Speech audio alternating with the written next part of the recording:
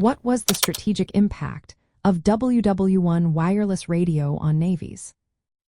Imagine being able to talk to ships miles away instantly, instead of waiting for signals to arrive by courier or visual signals.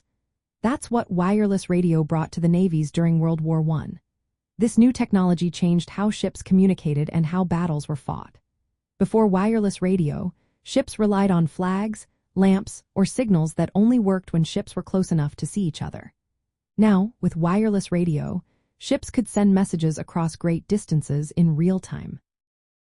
This meant commanders could give orders to ships at sea without delay, making fleet movements more flexible and coordinated.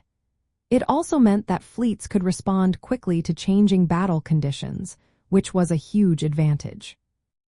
The ability to communicate over long distances also meant that headquarters could keep track of where ships and submarines were at all times. This improved the overall picture of the battlefield, helping commanders make smarter decisions.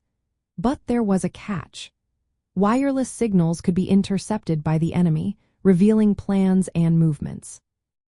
Navies had to develop ways to protect their messages through encryption, but the Germans often relied on radio encryption instead of silence, which the British exploited.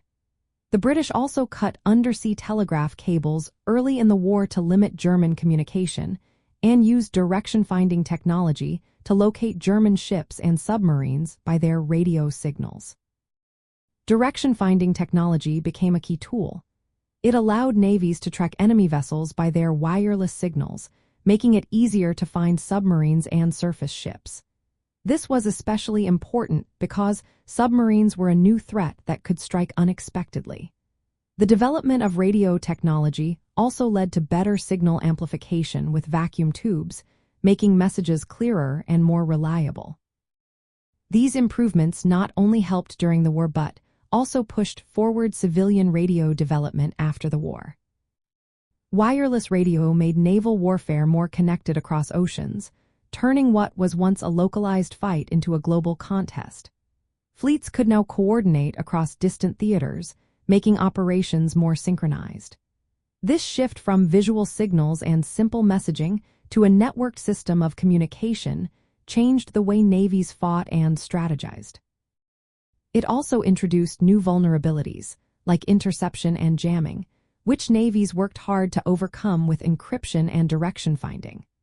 Overall, wireless radio transformed naval command and control, laying the groundwork for modern naval communication systems and influencing military strategies well beyond the war.